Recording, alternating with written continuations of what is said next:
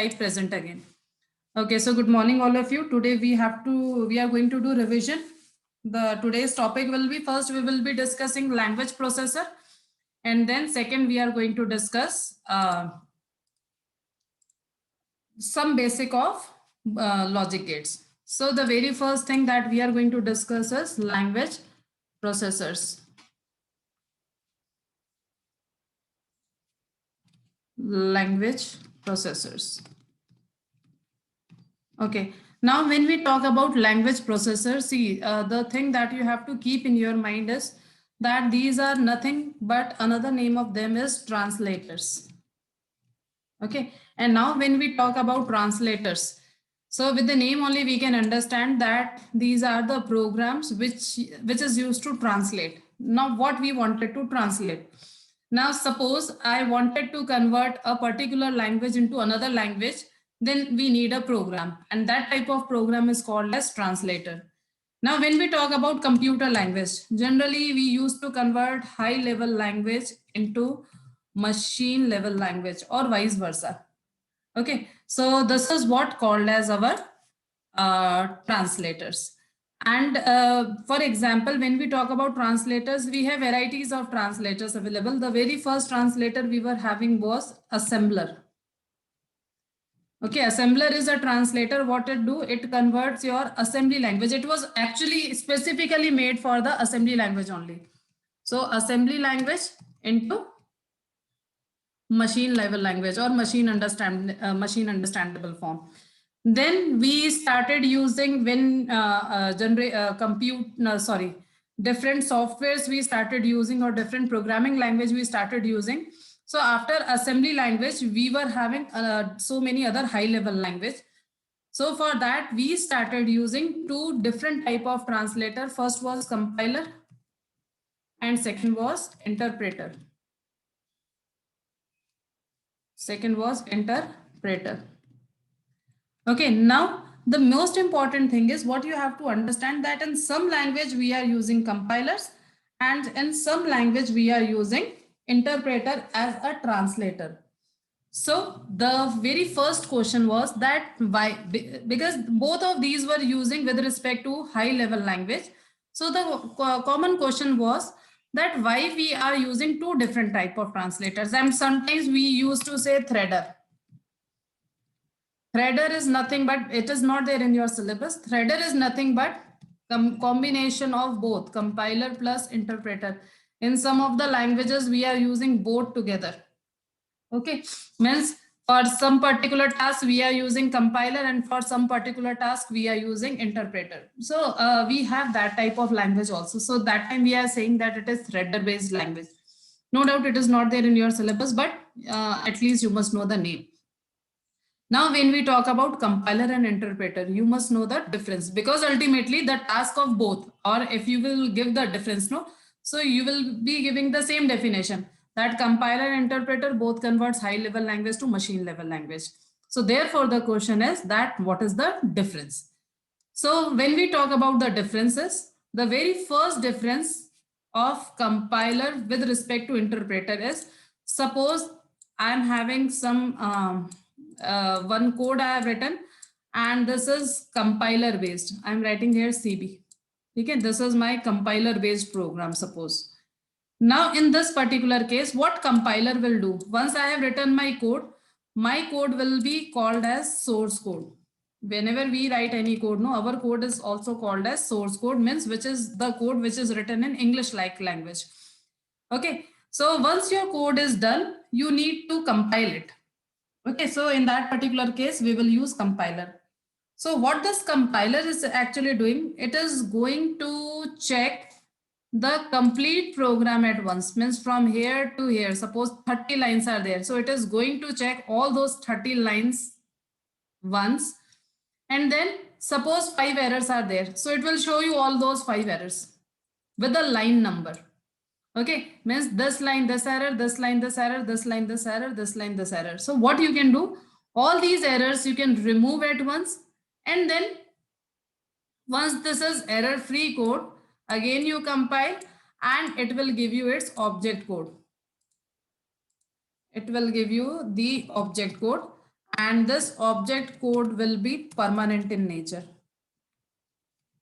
Object code, and that too permanently. Permanently means you will get one separate file which will be stored in your hard disk. Okay, so this is what the work of compiler, except this compiler is not doing any work. Again, I am repeating. First, it is scanning your complete program all at once. In case of error, it is showing all the errors line by line, that too within one go. Okay. And then if your code is error free, once you are removing all those errors, then it is going to create object code permanently. Means you will get, it is compulsory that always you will be having two files. First file is source code, which you can open, you can see. Second code is object code, which computer can understand, but if you will open, you will be not able to see the content also. Okay, this is what the working of compiler based program. Now, if we talk about interpreter based program. Suppose again I have written any code, for example, let it be in the Python only. Okay, if I have written any code, this is interpreter based program. We are taking this as an example that it is interpreter based program. Interpreter scan line by line. It means first it will check first line. If this line is error free, it will create its object code temporary basis. Okay, on temporary basis, it is going to create its object code, temporary object code, I'm writing in short, plus it is going to execute also. Okay, this is the most important thing. See, compiler was not executing, fine. So in case of compiler based program, we need a separate program for execution of your program or the object code. But when we talk about interpreter based languages, the what to say, advantage of using that is that it is doing execution part also. So what it will do, it will check the line. If it is error free, it will temporarily, it will create its object code, plus it will execute also. Okay, then it will go to the next line. Then it will go to the next line. Again, the same thing. It will check this. If it is error free, it is going to create object code, plus it will execute this. Then it will check the third line. Suppose if error is there, it will show you the error of that particular line. So actually it is not compulsory that your complete program must be error free in this particular case. Whereas in case of compiler based program, you cannot execute, you cannot run your program until or unless your complete program is error free. And here what benefit you are getting? If in your line, if in your program, suppose 6th line is having problem, you can execute first 5 lines. Means up to that also you can see that what output you are getting. Now let me know if you have any doubt with compiler and with interpreter.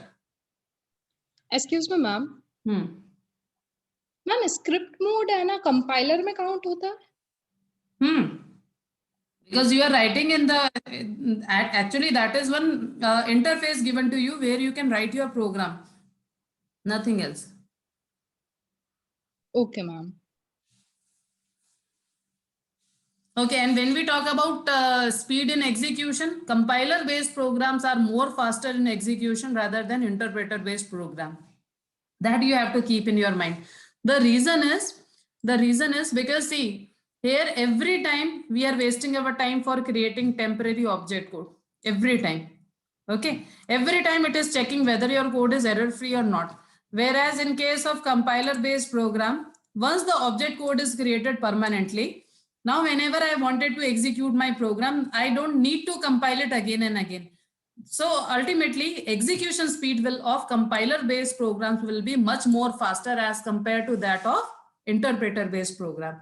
So therefore, when we talk about drawbacks of Python, we can say that because it is interpreted language, therefore speed of execution, again I'm repeating my statement, speed of execution will be less in case of interpreter based programs. Is this clear, the difference?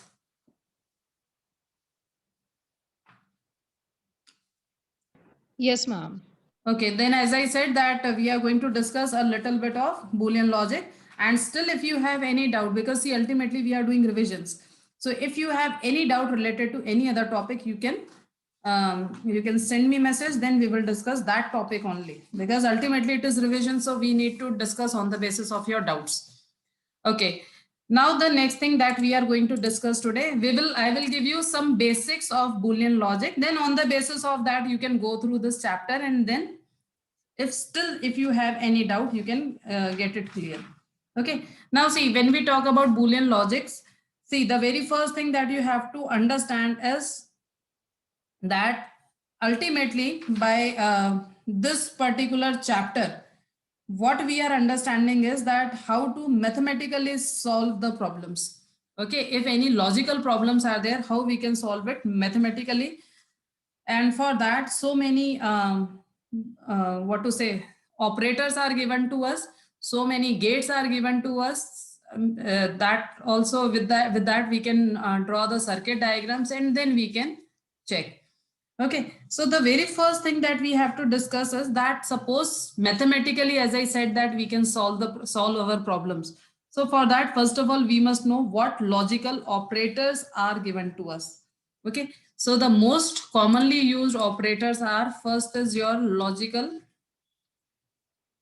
and, then we have logical or, and then we have logical not. Basically, we used to say and, or, and not operator. And when we talk about, we are going to discuss about gates, then we will be having and, or, and not gates. Now see, when we talk about logical and gate, symbol is, in this particular symbol will be, generally we used to display it with the help of, with respect to multiplication. Okay. So if we wanted to show multiplication between two values, that time we use and, or suppose if you have A and B, means A and B, two conditions are there or two values are there, we are going to display something like this. Similarly, suppose if or are there, or is there, or is generally used to display with respect to the plus symbol, or we can say something like this, A or B.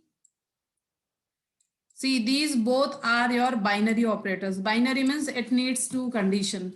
When we talk about logical not, it is your unary operator. Actually, it needs only one condition.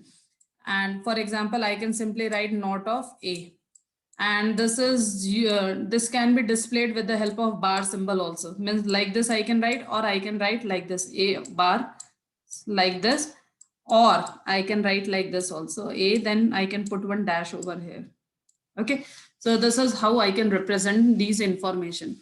Now when we talk about and means suppose if we are checking with respect to the values or with respect to conditions, both the conditions must be true, then only you will get true as an answer.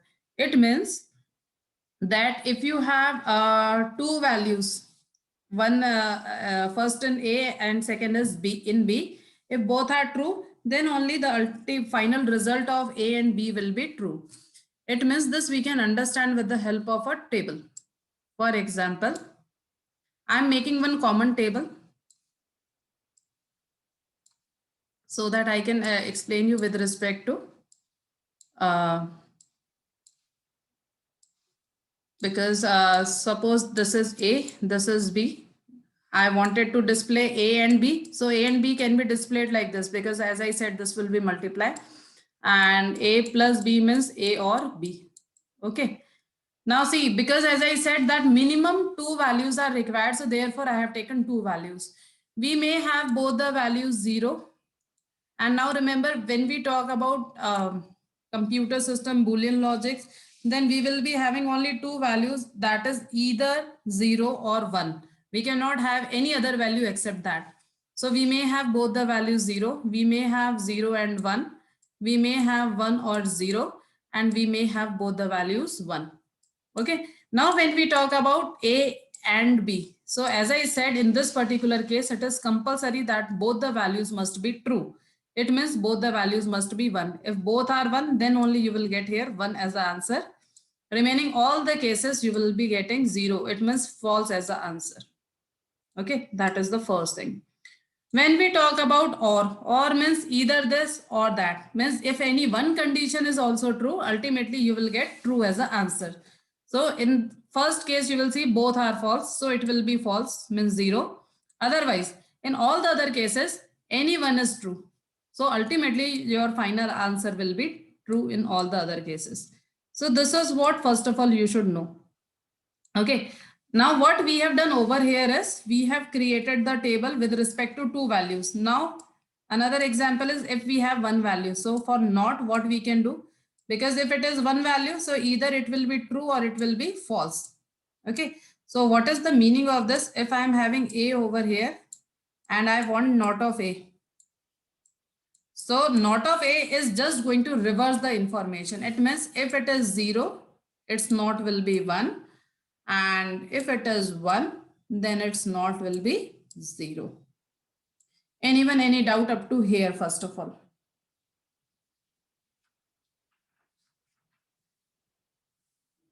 Anyone, any doubt up to here? No, ma'am. Okay, then after this, if we have suppose 3 values, okay, if we have suppose 3 values, in that particular case, first of all, you must know that how you are going to create the table. Anyone from your side, if you know how to create the table in that particular case? Suppose I am having X, Y, Z. So what will be the values I am going to write?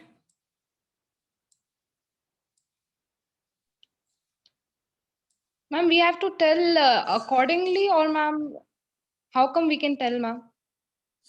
No, what will be the sequence of writing those values? This is what I am asking. XYZ ma'am लिखेंगे फिर ma'am उनकी 0 0 0 x के अंदर ma'am 4 बार 0 आ जाएगा and 1 will also repeat after that and in y we will write 2 times 0 then 2 times 1 then 2 times 0 then 1. Very good. And see, then correct. It means, see, basically what you are doing when you have to write the combinations, no, there is a specific pattern. We should actually write in that pattern because it is nothing but from 0 till 7 number. Okay. So first 4 values 0, then next 4 values 1. Okay. Similarly over here 4041, then over here for y, I'm taking another one. For y it will be 0 0, then 1 1, then again 0 0, then again 1 1. Okay, this is how I can write for y. And similarly for z, it is 0 1. Always remember that we will start with the 0 value. 0 1 0 1 0 1. Ultimately, these are nothing but a sequence. 0 0 0 is representing 0, 0 0 1 is representing 1, then 0 1 0 is representing 2 3 4 5 6 7. So ultimately we are writing in the sequence. So see, this is what you should know, that these are what called as the possible combinations. Now the very first type of question you can have is, you can like we can give you any type of Boolean expression and then we will ask you to evaluate by using truth table. Now how we can give you the questions? The very first type of question, suppose if I have given something like this, x plus yz, suppose this is my question. Okay, that this is the expression and you have to evaluate. Now see, ultimately you have to break this into small as much as possible expression you can break. For example, if you will see it properly, how this has been created, first we are going to multiply these two. So the very first thing is we are going to multiply these two. Okay, then plus x means ultimately this result yz, that we are adding in x. So x plus yz. So this is how we are getting the answer. Achha, chalo, plus I am increasing this more. Plus I am writing here z bar. Suppose.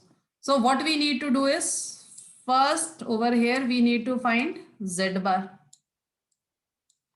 Okay, and then ultimately with x plus yz, I have to add z bar, means these two must be added. So in that particular case, what I need to do is I need to add these two information so as to get the final value.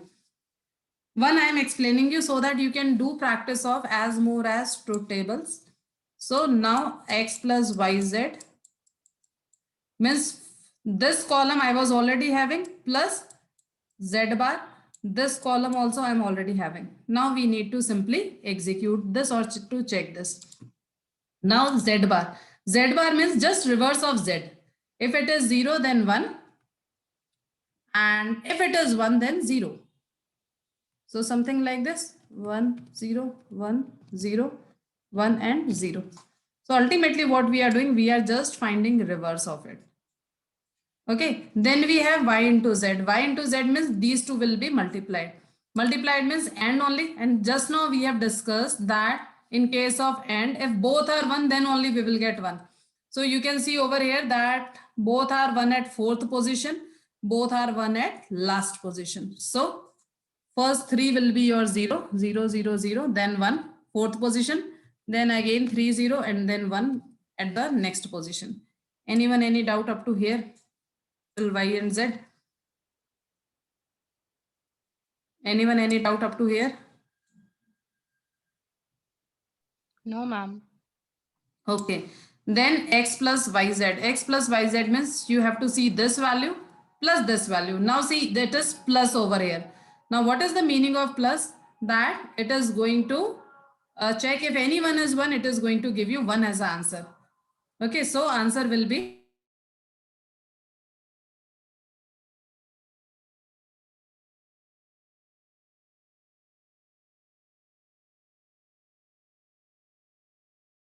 okay, so this will be answer for x plus yz. Then we have what we have to do ultimately, we need to add these two. Again, as I said, in case of adding, if anyone is 1, ultimately you will get 1 in the final answer. So you can see over here, this is 1, then third is 1, then remaining all are 1. So ultimately, first is 1, then 0, then remaining all are 1. So this is how you will get the answer. Let me know if you have any doubt up to here. Anyone, any doubt up to here?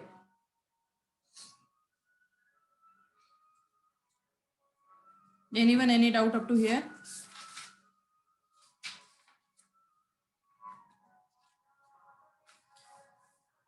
No, ma'am. Fine. If no doubt, then at least in your book now you can do or go through up to page number 58. So all of you just go through all these, not even for 58, you can do approximately half of this chapter basically. Means up to page number 66 you can just go through. So today you go through this chapter, Ishika, especially you. And in case of any particular problem, you have to let me know that this is the particular topic which is not clear to you. So because basic I have explained to you from my side. Fine. If this is clear, then Twinkle is asking for basic architecture of computer. Beta, basic architecture of computer means you have to make this particular diagram. First is your input unit. Okay, then you have to show one arrow that from input always the information goes to the CPU, central processing unit, and from where the information goes to your output unit. Fine. This is your input.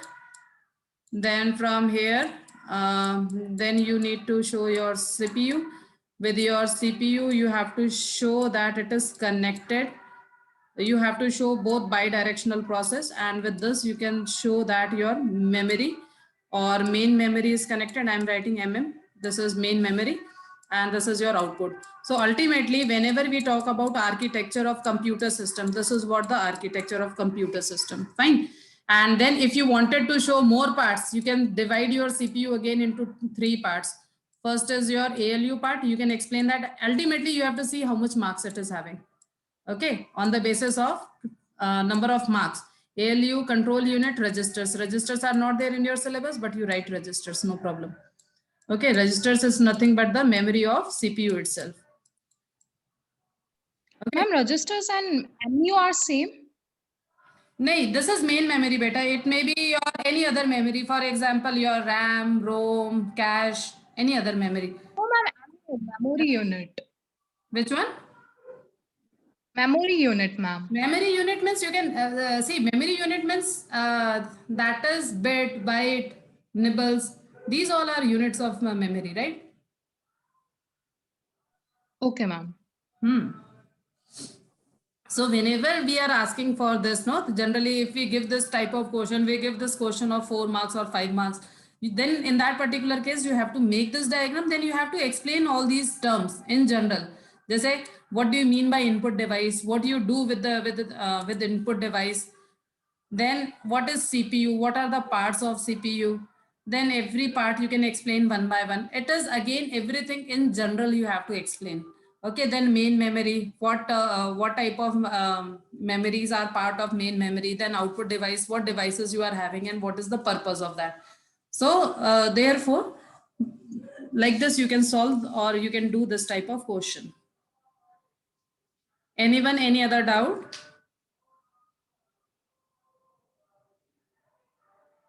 Ma'am, today also we can send you our queries. Yes, you send your queries today also. Like, see, we are going to discuss, do revisions, right? So you can send me your queries today, and then in the next class we will discuss that. If we are coming to the school, we can discuss programs, and here we can do both the things. And remember, some of you were absent, but you have to go through bubble sort and insertion sort properly, because that is we can say important topic as well as good topic. We must know, like as a CS student, we must know how sortings are done, sorting and searchings, that we should know. Okay, videos are already uploaded, then simply go through that, and still if you have any particular doubt you can ask.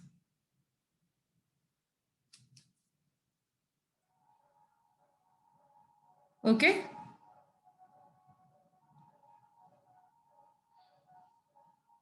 Okay, then simply go through the topics and let me know if you have any doubts. Good day, all of you.